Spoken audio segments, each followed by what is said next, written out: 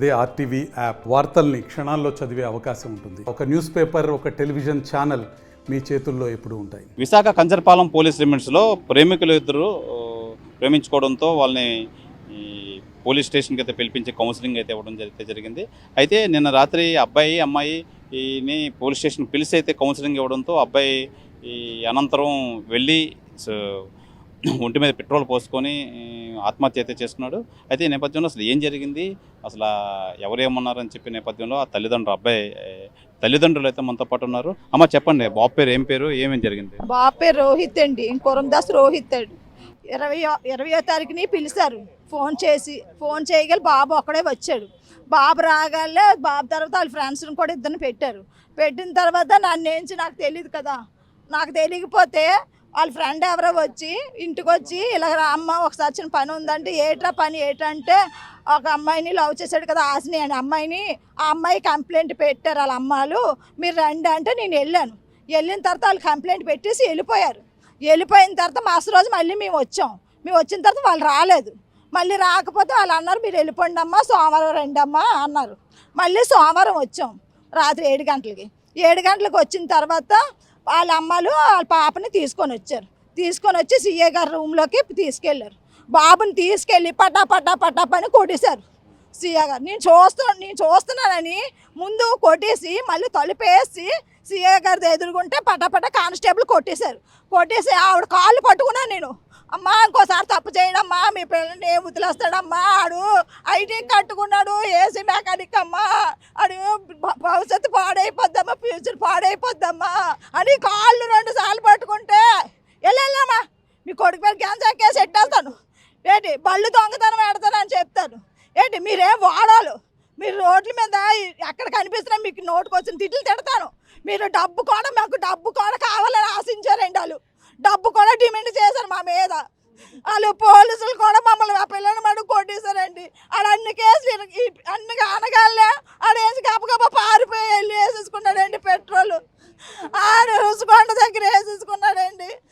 వాళ్ళకి అంత బతిమాలనండి, ఎంత బతిమాలని వాళ్ళు అయితే అండి కాళ్ళు పట్టుకుంటామమ్మా, మీకు దయచేసి అమ్మా కొద్దిగా మేము ఎక్కడికి చేయకపోతే ఇంకెక్కడికైనా వెళ్ళి చేసుకుంటాం. ఇది ఒకవేళ వచ్చినా మళ్ళీ అక్కడ నిరికించేస్తాం. మాకు ఆ టాలెంట్ ఉంది, మాకు అవన్నీ ఉన్నాయని మమ్మల్ని ఇచ్చేసి మమ్మల్ని లాస్ట్కి మా పిల్లల్ని ఇచ్చేస్తారండి. లాస్ట్కి ఇప్పుడు మా ప్రాణం మాకు తిరిగి రావాలండి. మేమైతే ఒప్పుకోము, నా కొడుకు అయితే నాకు కావాలి.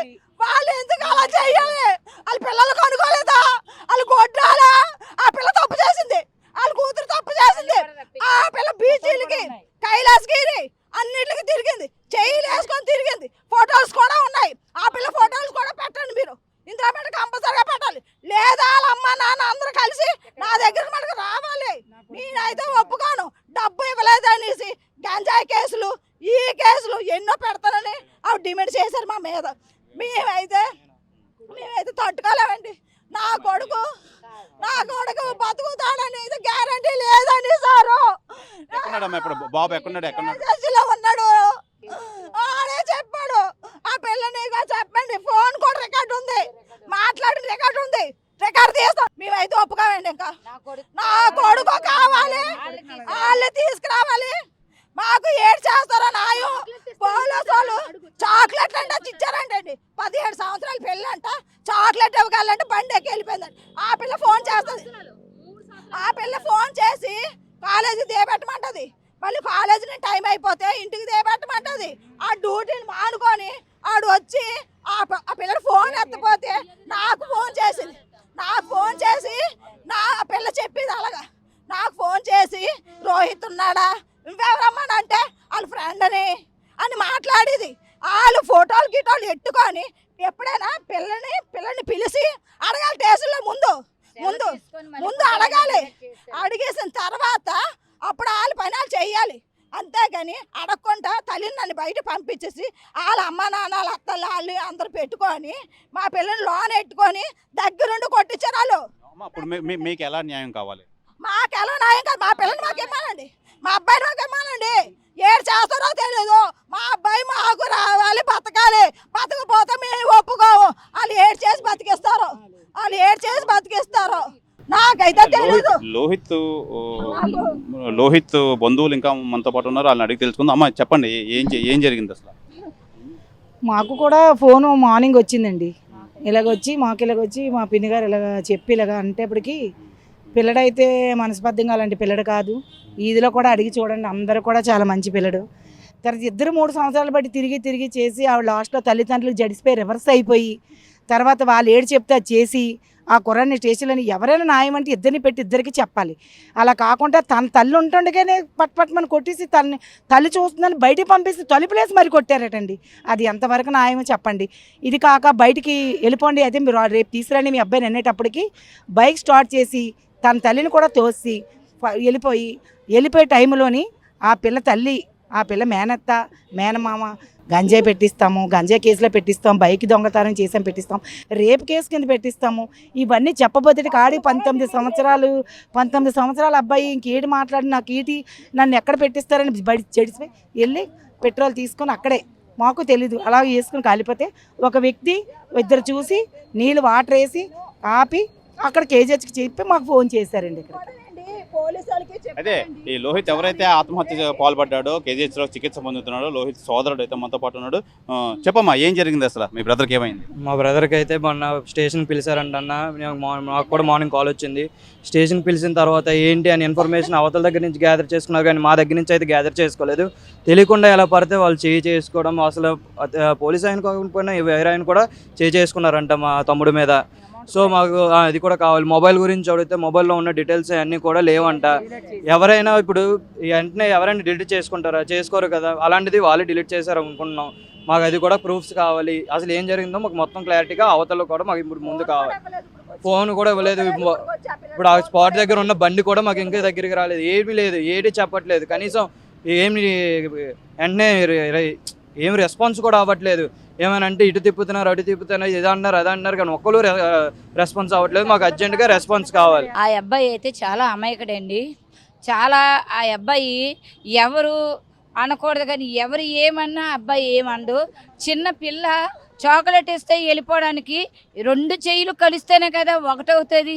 నువ్వు ఆ అమ్మాయి నువ్వు ఒకటయ్యి ప్రతి స్టేడియం, ప్రతి పార్కుల్లోని నువ్వు తిరిగి చేసి చెంది మాకేమీ మా పిల్ల మాకు కావాలనేసి ఇక్కడ కంప్లైంట్ పెట్టి కొట్టించి చేసి చెంది మరి అన్నీ చేసింది కాక బైక్లు దొంగతనం చేసాం, గంజాయి దొంగతనం, నీ గంజాయి వ్యాపారం చేస్తున్నాం, ఇది చేస్తున్నామని ఆ అమ్మాయి అలా పెట్టి జడిపించి ఈ అమ్మాయి ఒక్కరిదే వచ్చిందండి స్టేషన్కి. మేము ఎవరూ రాలేదు స్టేషన్కి. వస్తే వాళ్ళ కాలు కూడా పట్టుకుంది నా కొడుకుని. నాకు తెలియదు ఆ అమ్మాయి పెరుగుంది. అయితే ఆశని ఆ అమ్మాయి వాళ్ళ చెల్లి పేరు ఆ అమ్మాయి ఎంచి చెల్లిని కూడా కావాలని చాక్లెట్ ఇచ్చి ఆ చెల్లిని కూడా కావాలి, నాకు ఆ చెల్లి కూడా కావాలని ఆ చెల్లి మీద పెట్టారండి కేసు అంతా. పెట్టి ఇక్కడంతా తొగువయ్యి ఇక్కడ కేసు అంతా నడిపించారు. 10:30 వరకు ఇక్కడే ఉన్నారు, ఇక్కడే చేశారు. ఆ అబ్బాయి వెళ్ళిపోయినప్పుడు కూడా పోలీసుల్ని ఏంటి మా అబ్బాయి వెళ్ళిపోతున్నాడు, మా అబ్బాయి చెందుతున్నాడు, కొంచెం పట్టుకోండి అన్నా ఎవరు హెల్ప్ చేయలేదండి. వెళ్ళిపోయి ఆ అబ్బాయి అక్కడ ఉసుకుంటే సైడు వేసుకున్నాడు, పెట్రోల్ వేసుకున్నాడు. చాలా అమాయకుడండి. ఇప్పుడు ఈ అమ్మాయిది తప్పు లేదనంటే 2 పక్కల తప్పు ఉంటేనే ఏదైనా ఉంటుంది, ఒక పక్క తప్పు ఉండదు కదండి. ఒక పక్క ఇప్పుడు అమ్మాయి ఈ బాబు రాబా అనగానే వచ్చేస్తారా? ఎవరైనా రారు కదా. ఇద్దరు 2 చెయ్యిలు కలిస్తేనే ఒకటవుతారు. అలాంటిది ఈ అమ్మాయి ఈ బాబు మీద చాలా ఇసారండి. చాలా బాగా కాలిపోయాడండి. ఏమీ లేడు. ఆ అబ్బాయి బతుకురాడికి కూడా చెప్పారు. కనీసం మాట్లాడడానికి కూడా చూపు కూడా ఆ అబ్బాయి చూడలేకపోతున్నాడు. చాలా ఘోరంగా చేశారండి. ఆ అమ్మాయి ఎవరు లేరని చేశారు వీళ్ళందరూ ఒకటయ్యి. రోహిత్ హాసిని ఎవరైతే ఉన్నారో వీళ్ళు గత 3 సంవత్సరాల నుంచి అయితే ప్రేమించుకొని బయటికి వెళ్ళిపోవడంతో వాళ్ళని పిలిపించి పోలీసు వాళ్ళు రోహిత్ ఎవరైతే ఉన్నారో రోహిత్ని అయితే తీవ్రంగా కొట్టడం, అలాగే లేనిపోని కేసులన్నీ బనాయిస్తా అని చెప్పి బెదిరించడంతో ఆ రోహిత్ తన టూ వీలర్ మీద అయితే వెళ్ళిపోయి రుషికొండ ప్రాంతం దగ్గరికి అయితే వెళ్ళి పెట్రోల్ పోసుకొని తగలబెట్టి ఆత్మహత్య అయితే పాల్పడ్డాడు. ఈ కేసు మొత్తం అంతా Kancharapalem police station 5th town police station Visakha నగరంలో అయితే చోటు చేసుకుంది. అయితే ఈ అమ్మాయి తల్లిదండ్రులు అయితే ఆ అమ్మాయిని బలవంతంగా పట్టుకెళ్ళిపోయాడని చెప్పి కేసు పెట్టడంతో ఈ పోలీసు వాళ్ళు ఈ అబ్బాయిని బెదిరించడంతో ఈ అబ్బాయి ఈ ఆత్మహత్యకు పాల్పడ్డాడని చెప్పి ఈ అబ్బాయి తల్లిదండ్రులు అయితే ఆరోపిస్తున్నారు. ఏదేమైనా మాకు ఈ విషయంలో న్యాయం జరగాలి. ఆ అబ్బాయిని ఎలాగైనా మా అబ్బాయిని మాకు బతికి మా దగ్గర మా వద్దకు పంపించాలని చెప్పి ఆ అబ్బాయి తల్లి అయితే ఆరోపిస్తున్నారు.